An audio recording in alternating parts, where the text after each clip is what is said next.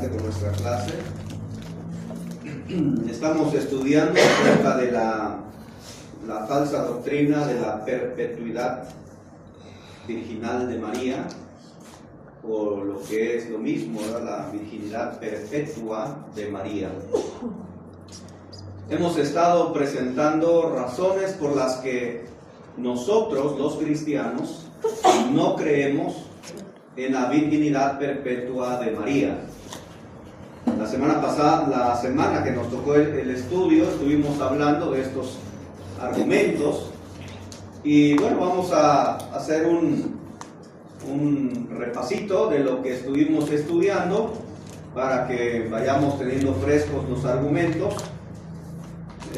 Estuvimos hablando en primera instancia del argumento que tiene que ver con el silencio. ¿Alguien se acuerda de qué se trata el primer argumento? ¿De qué hablamos? ¿Por qué creemos que María no fue siempre virgen? ¿Por qué lo creemos? ¿Por qué lo creen ustedes? Porque tuvo más hermanos en eso. Okay. Sí, eso lo vamos a estudiar. Lo que hemos visto hasta ahorita, presentamos un primer argumento. ¿Cuál es? Pues que no tenía, o sea, el propósito de que siguiera virgen no afecta a la redención. O sea, ¿Okay? Ni que el que fuera siguiera virgen o que el que no siguiera virgen. O sea, la salvación de todos es el Señor. Okay. Porque la palabra también dice, ¿no? No la conoció hasta que dio a luz a su hijo. Okay. Veíamos el argumento que si esa doctrina fuera bíblica, estaría pues de manera explícita en la escritura y no estaría nada. Así es. Exacto, ¿verdad? Es decir que la Biblia no lo enseña de manera explícita ni tampoco de manera implícita. Esa es la primera razón que presentamos. Luego hablamos también de que si esta doctrina fuera tan relevante y tan importante, entonces lo tendríamos en las Sagradas Escrituras bien establecido, bien claro, sin ningún tipo de dudas, sino que estaría ahí plasmado con tantas y cuantas. Estudiamos también que el hecho de ser o no virgen pues no afecta a nuestra redención, ni tampoco el ser o no virgen le hace más santa a María o le hace más digna ser virgen o menos digna al no serlo. ¿Por qué? Presentamos un argumento. Porque tenía que ser virgen antes del nacimiento. Después del nacimiento de Jesús pues no tenía relevancia. Ajá. Si era virgen o no. Ok, es lo que nos enseña la Biblia, que tenía que ser virgen al concebir a Jesús, pero después de ahí la Biblia no toma relevancia. Estudiamos también que si el hecho de decir que María era virgen era porque le hace más digna, más santa, se tendría que argumentar que el acto sexual es pecaminoso, ¿sí? O que el acto sexual es impuro. Y presentamos argumentos. ¿Cómo lo abordamos? ¿Se acuerdan? De que Dios dijo que crecer y multiplicar, ¿Okay? y no es malo el matrimonio. Así es. Entonces Dios estableció el acto sexual en el matrimonio para dos cosas, ¿se acuerdan? Sí. ¿Cuál fue? Para evitar la guerra. Para evitar fornicación. Para evitar fornicación, ese es uno, procrear. y procrear, ¿ok? Que son los propósitos del matrimonio.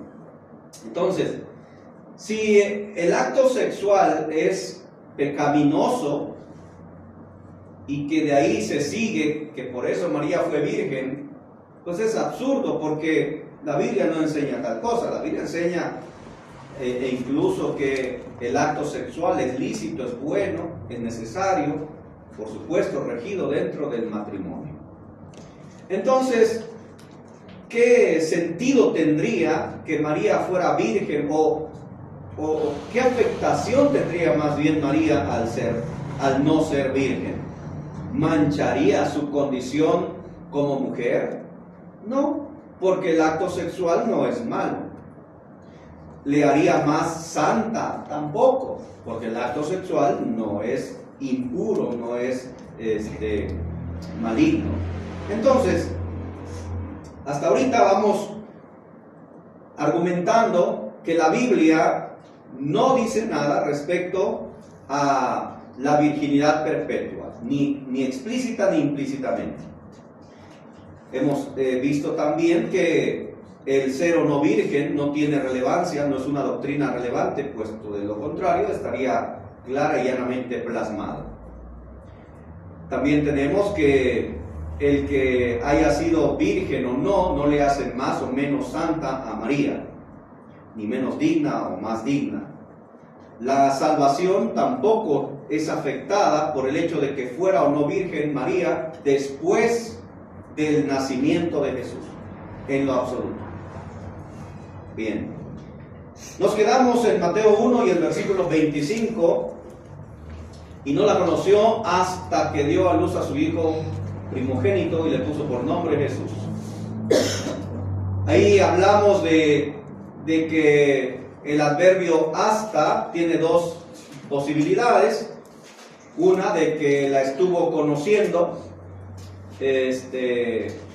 o más bien que no la estuvo conociendo, no la estaba conociendo, que eso ya lo había dicho en los versículos 22 y 23.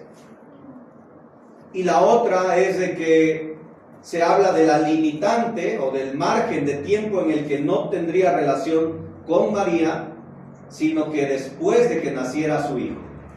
¿Ok? Es decir, el adverbio hasta significa aquí, por el contexto y la interpretación congruente, sería que no la conoció, o sea, no tuvo relación conyugal con ella después que nació Jesús. No tuvo relación con ella, entre tanto María estaba embarazada. Pero una vez que nació Jesús, tuvo relación sexual. Esto significa que el adverbio hasta, ese adverbio nos indica una limitante de tiempo. Aunque en el mundo católico les cae mal y digan, es que el hasta ahí no necesariamente significa después sí.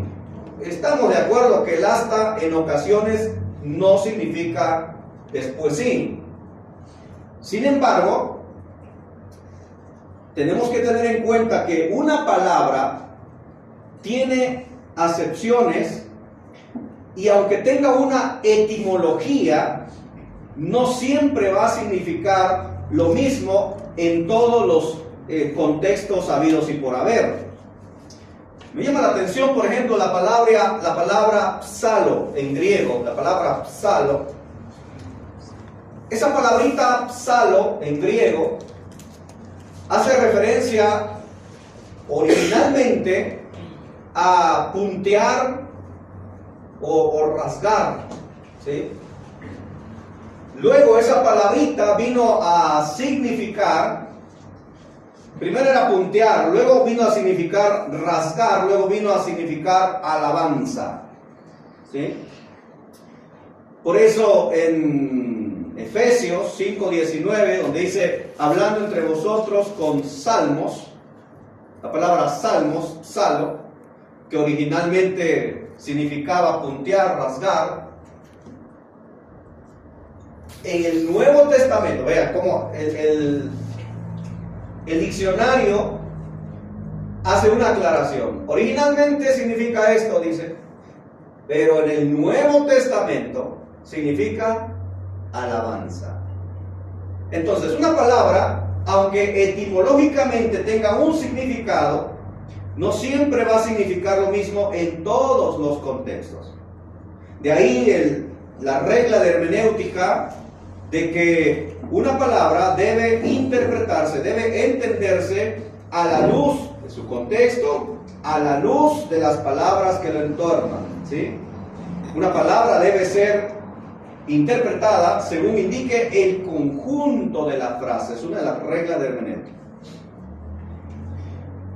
En algunas otras ocasiones le he explicado que, por ejemplo, la palabra todo significa, en su sentido ordinario, literal, ¿qué significa? Todo, absoluto. Es un absoluto.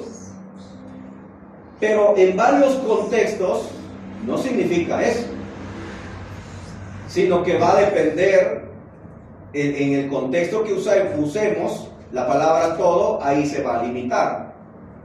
Si tengo acá 5 manzanas y yo les digo a ustedes, llévense todas las manzanas, no significa que todas las manzanas del mundo se las van a ustedes a acaparar, sino que esa palabrita todo tiene que sujetarse al contexto inmediato y que me estoy refiriendo a las 5 manzanas que tengo acá en el púlpito.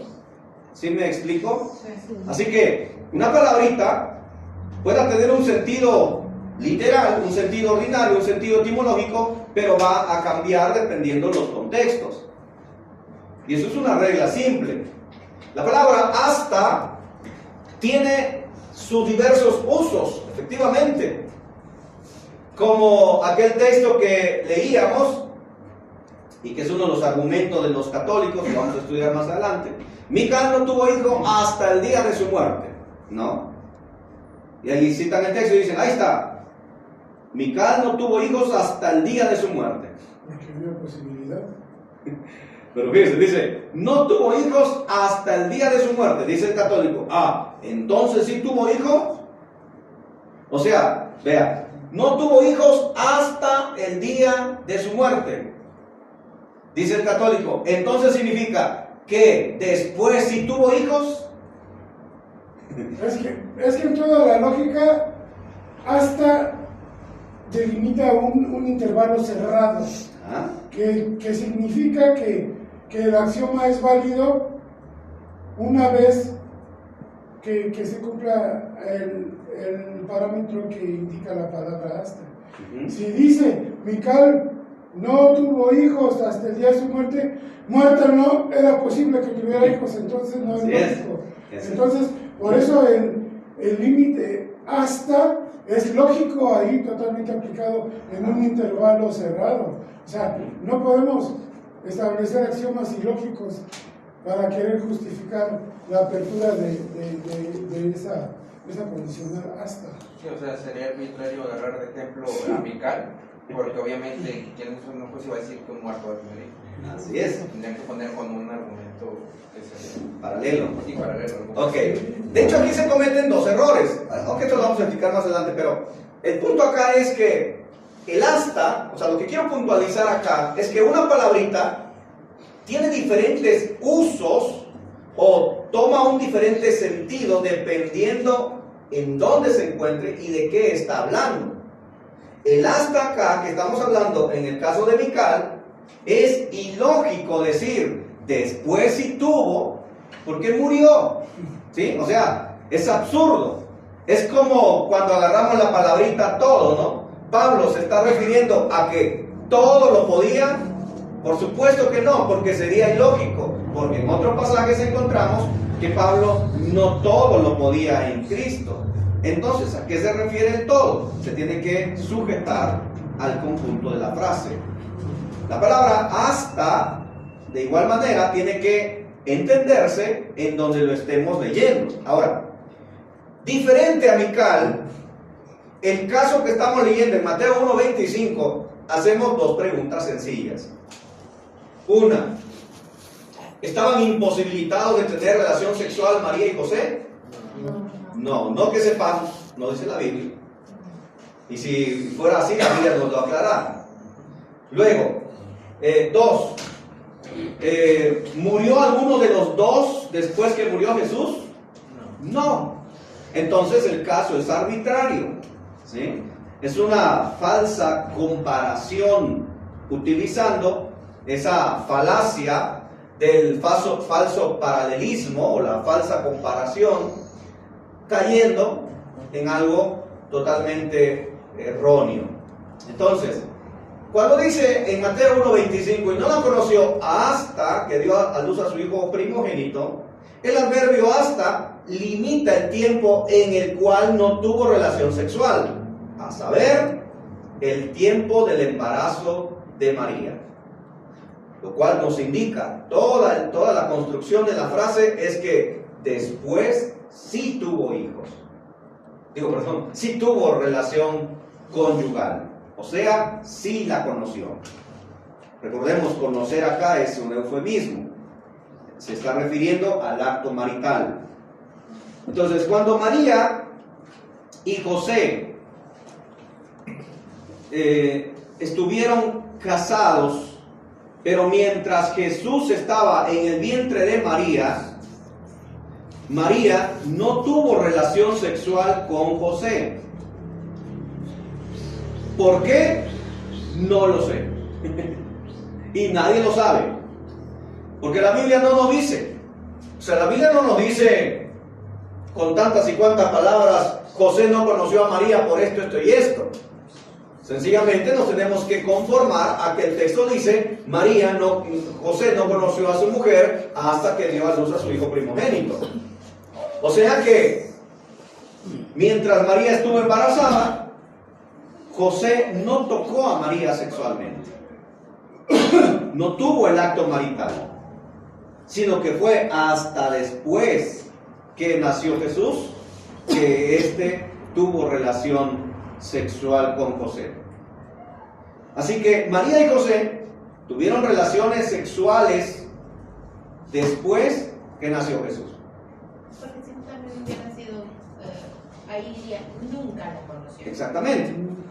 Es lo que decíamos la otra vez, y que si el Espíritu Santo, yo no sé por qué muchas veces no nos fijamos, o en el mundo religioso, que si esta doctrina fuera tan importante, tan relevante, si fuera esencial que María se considerara virgen siempre, el Espíritu Santo se hubiera encargado de decir, y José nunca conoció a María, ¿sí? Y hubiera dicho, y jamás la conoció, aún después de dar a luz a su hijo Jesús. O sea, si el Espíritu Santo hubiera querido dejar bien asentada esta idea, lo hubiera plasmado así. Ahora alguien puede decir, pero el Espíritu Santo no actúa a capricho. No, no es a capricho, pero el Espíritu Santo está hablando y está dando esta enseñanza, está dejando su palabra revelada para personas que necesitamos el conjunto de palabras, de letras que formen palabras, que tengan congruencia, para que nuestro entendimiento lo pueda captar y pueda entonces llevarlo a una práctica. Porque si entonces todo estuviera codificado, ¿no? Todo estuviera ahí como que, no sé, entre líneas, pero no es así. El Espíritu Santo, dice la Biblia, el Espíritu Santo ha hablado claramente. 1 Timoteo 4.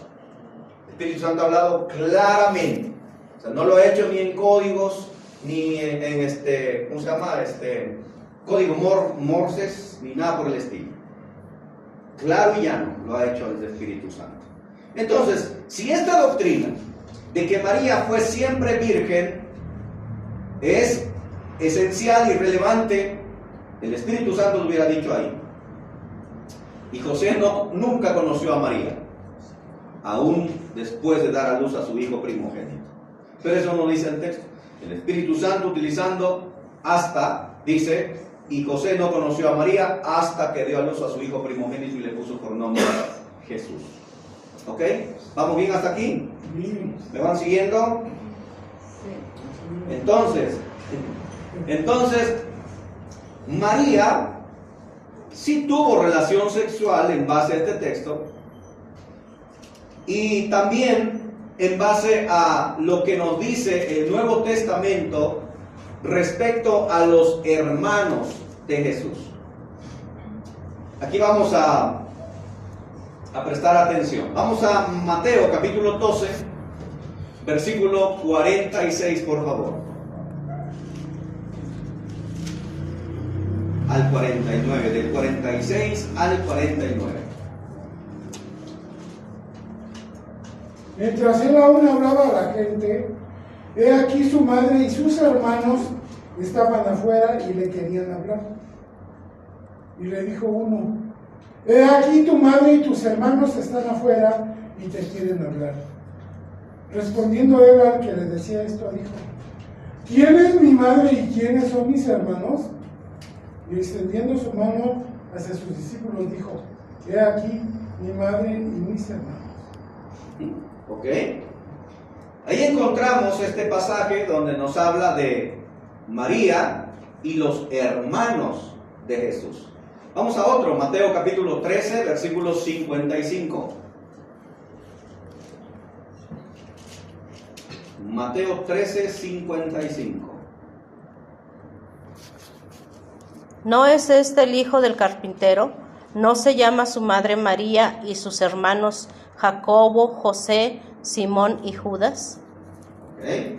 Ahí encontramos otra vez, haciendo referencia en este texto a los hermanos de Jesús.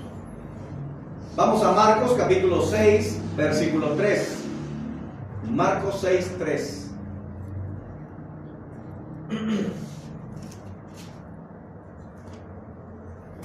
¿No es este el carpintero, hijo de María, hermano de Jacobo, de José, de Judas y de Simón? ¿No están también aquí con nosotros sus hermanas? Y se escandalizaban de él. Muy bien, aquí encontramos otra vez, hablando de Jesús, los hermanos suyos, y juntamente refiriéndose a María también. Sus papás bien identificados. Ajá, sus papás y sus hermanos. Ok. Vamos a Hechos capítulo 1, versículos 12 al 14, por favor. Hechos 1, 12 al 14.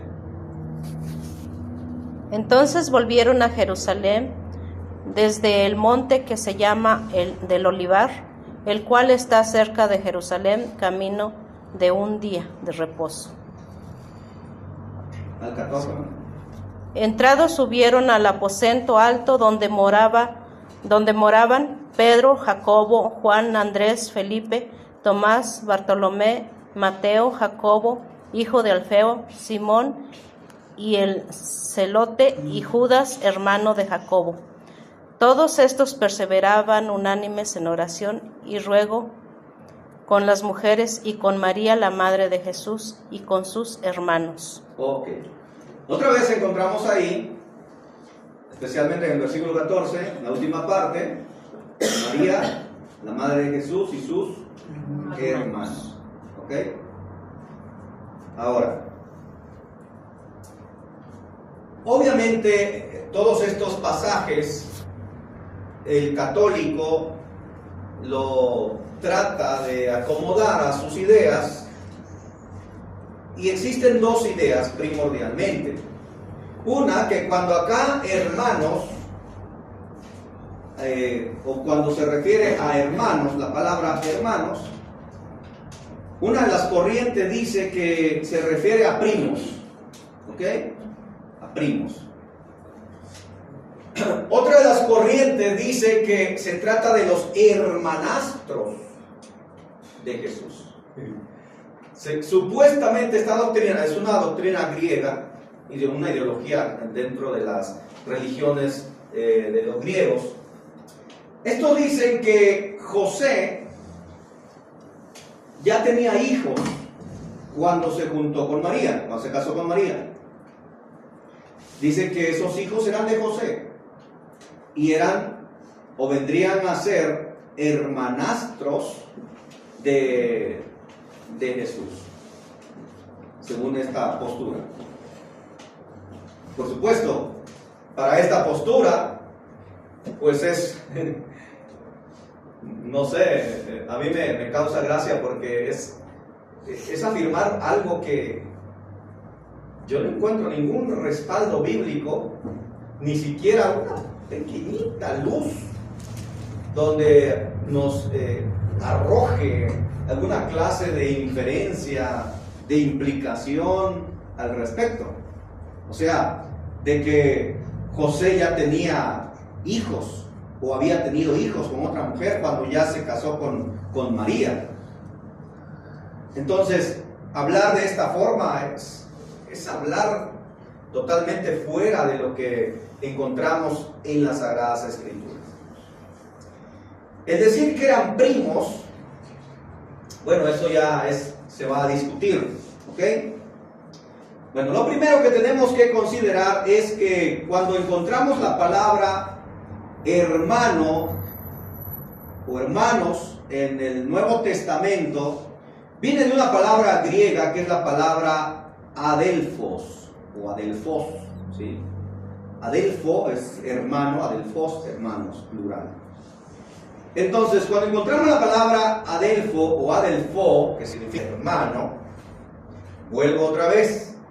Aunque esta palabra tiene un sentido ordinario o literal, tiene varias acepciones o tiene varios usos.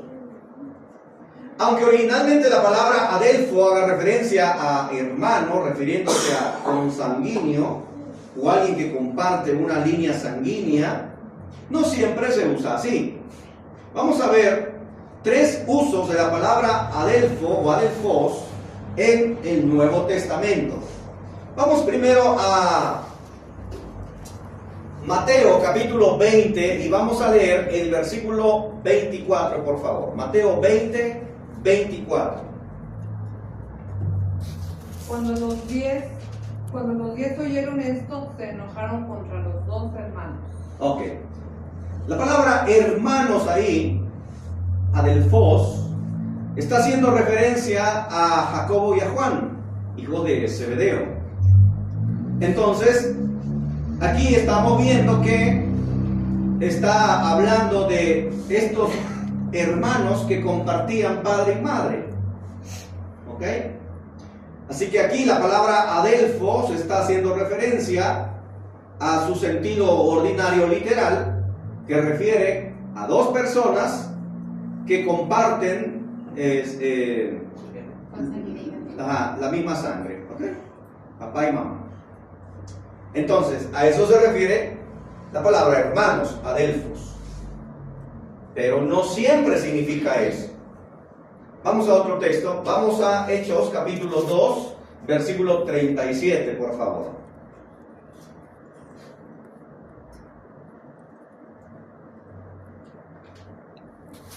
Al oír ¿Sí? esto, se compusieron de corazón y dijeron a Pedro y a los otros apóstoles: varones, hermanos, ¿qué haremos? Muy bien. Ahora, la palabra hermanos acá, ¿a qué se estará haciendo referencia? A ver, vamos a ver. A la misma fe. La misma.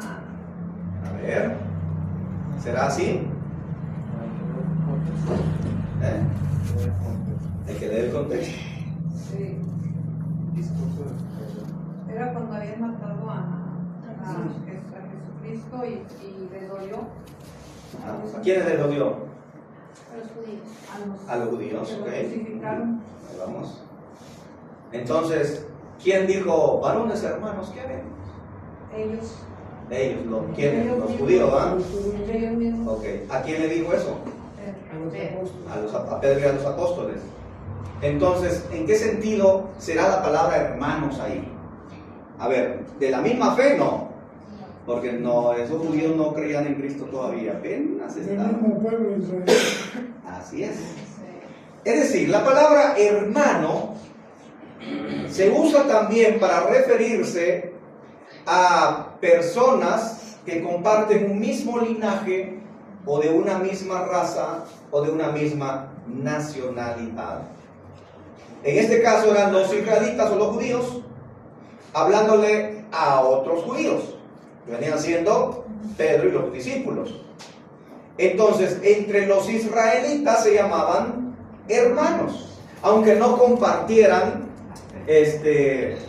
la misma sangre, sino que porque pertenecían a la misma nacionalidad, a la misma nación, al mismo linaje, venían del mismo linaje de Abraham, ¿sí?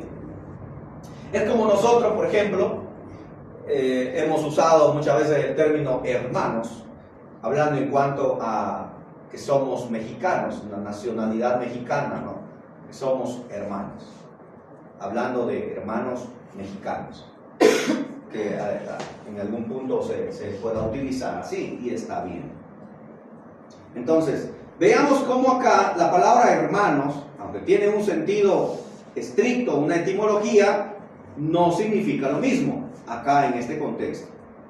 En este contexto está refiriéndose a raza. ¿Ok? ¿Vamos bien? Sí. Muy bien. Ahora vamos a 1 de Corintios capítulo 15, versículo 58.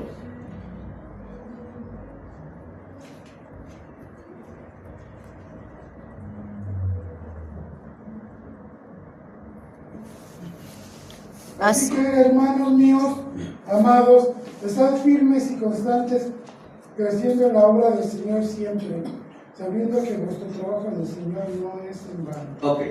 Ahora, aquí dice, hermanos míos amados. Así que, hermanos míos, En este caso, Pablo, ¿a quién le está hablando? A los corintios. Pregunta, los corintios, bueno, ¿Pablo qué era? Hablando de su nacionalidad. Judío, ok.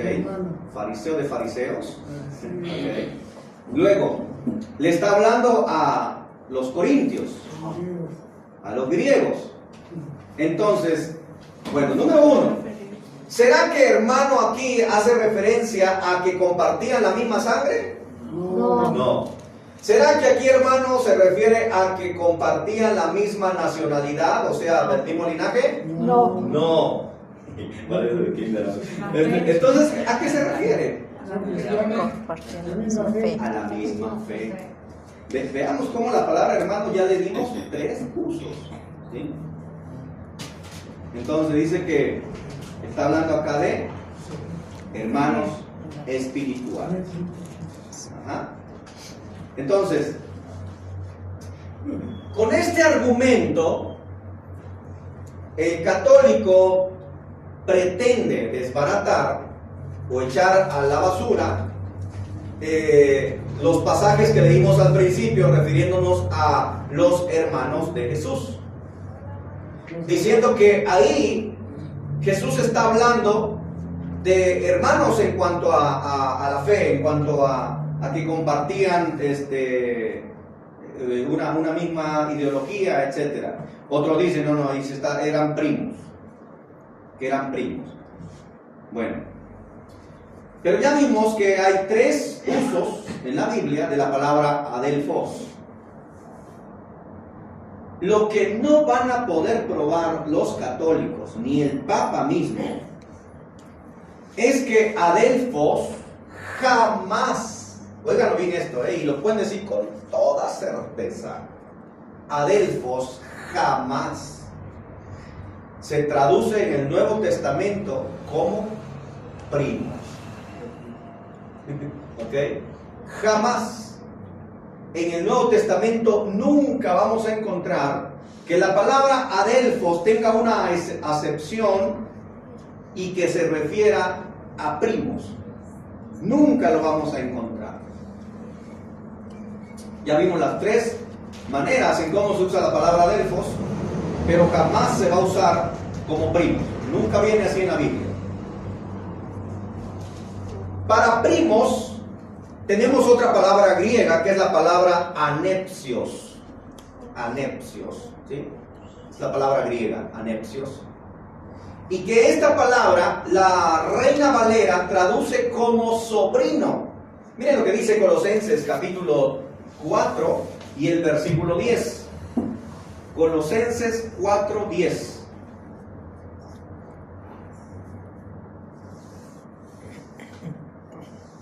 Aristarco, mi compañero de prisiones, os saluda, y Marcos, el sobrino de Bernabé, acerca del cual habéis recibido mandamientos, si fuere a vosotros recibirlo.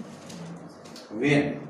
Aquí en Colosenses 4:10, la Reina Valera traduce a Nepsios como sobrino, pero la traducción correcta y adecuada sería primo, Anepsios. De hecho, la versión de Jerusalén así lo traduce, primos. Es interesante cómo la versión Jerusalén, sí sabemos que la versión Jerusalén pertenece a ¿quiénes? A los católicos. Es editada, es sacada por ellos.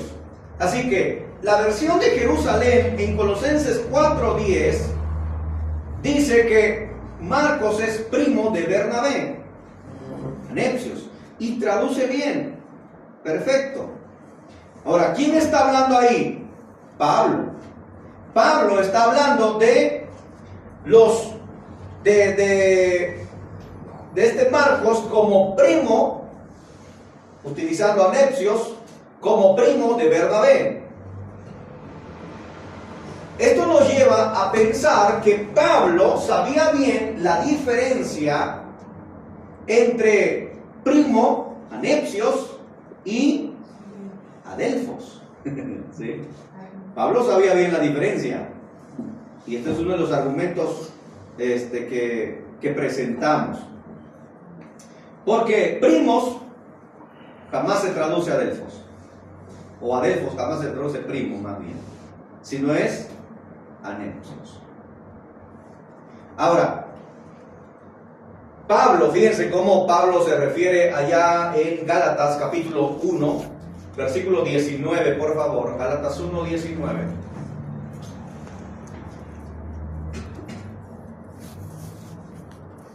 Pero no había ningún otro de los apóstoles, sino Jacobo el hermano.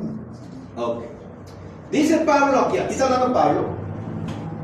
Dice que Pablo no vio a nadie más que a Jacobo, que dice el hermano del Señor. Ahora, Pablo ahí, en el idioma griego, utiliza Adelfo. A ver, si Jesús tenía primos, ¿por qué Pablo aquí utiliza Adelfo y no utilizó Anepsios, que significa primo? O sea, bien pudo haber dicho Pablo, no encontré a nadie ahí más que a Jacobo, el Anepsio del Señor. Pero no dice así, sino dice el Adelfo del Señor. Pablo ignoraba los significados de las palabras, no. Porque ya vimos que en Colosenses 4:10 utilizó adecuadamente la palabra Anepsio, refiriéndose a Bernabé como primo, o Juan Marcos primo de Bernabé. Pero acá Pablo utiliza Adelfo, refiriéndose al hermano del Señor. ¿Sí? 1 Corintios 9:5, leámoslo por favor.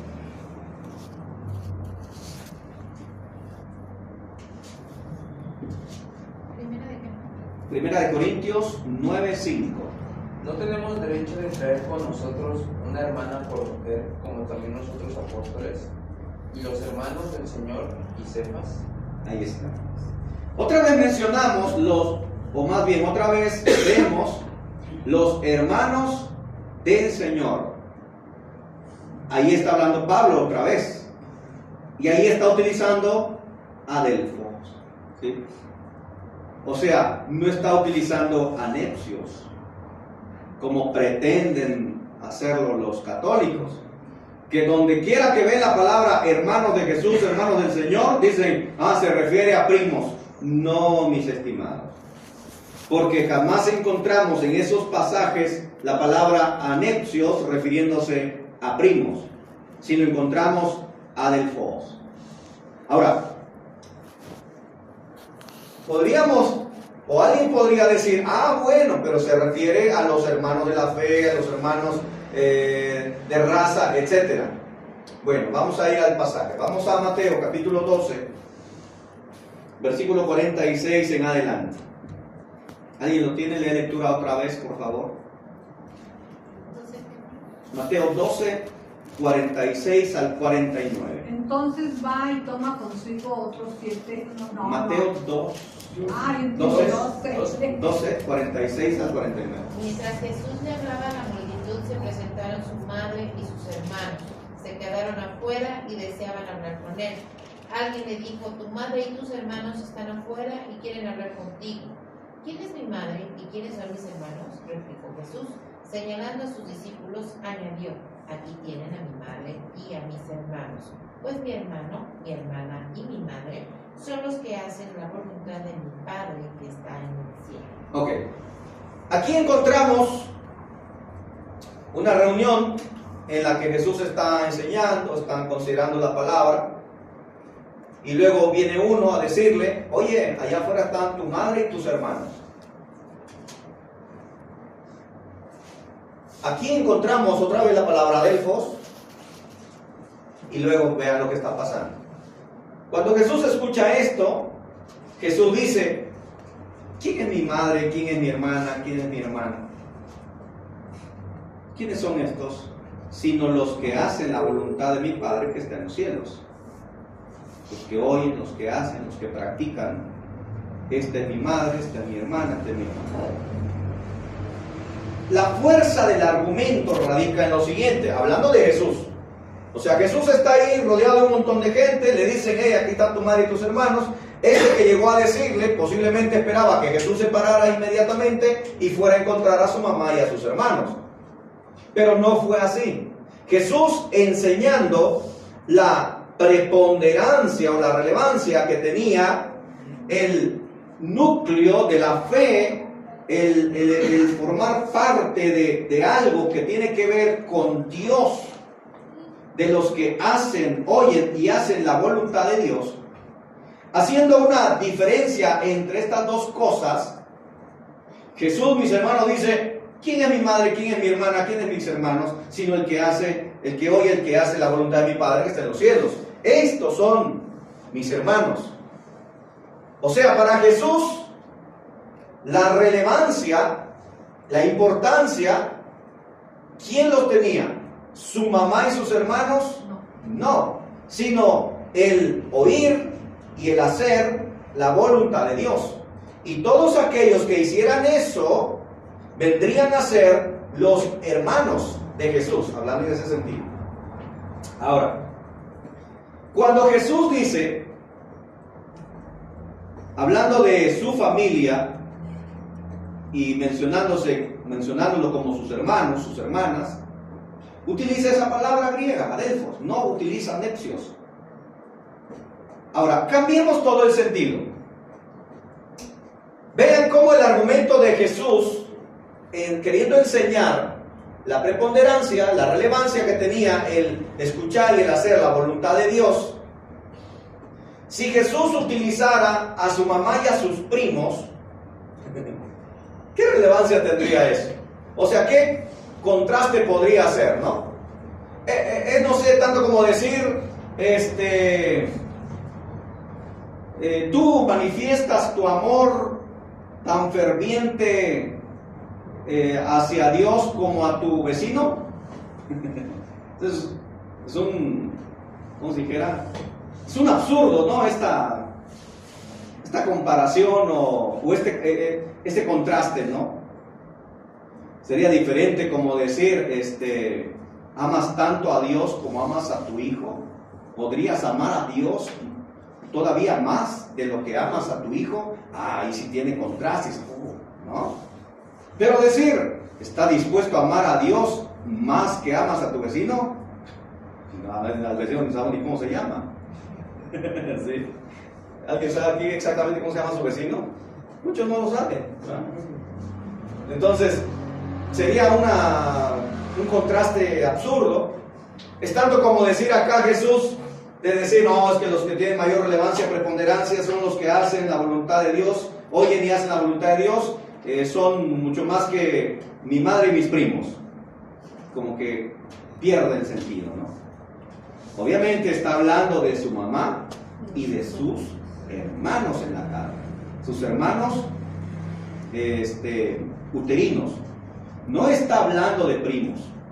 No utiliza necios y perdería el sentido, la comparación o el contraste que Jesús estaba haciendo en ese momento.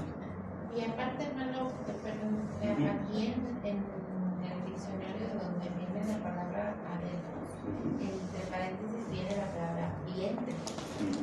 Sí, sí, hablando de uterinos, ¿no? Su sentido ordinario, literal, Sí. ¿va? O sea, de que habla de los que vienen de la misma mamá, ¿no? Del mismo vientre.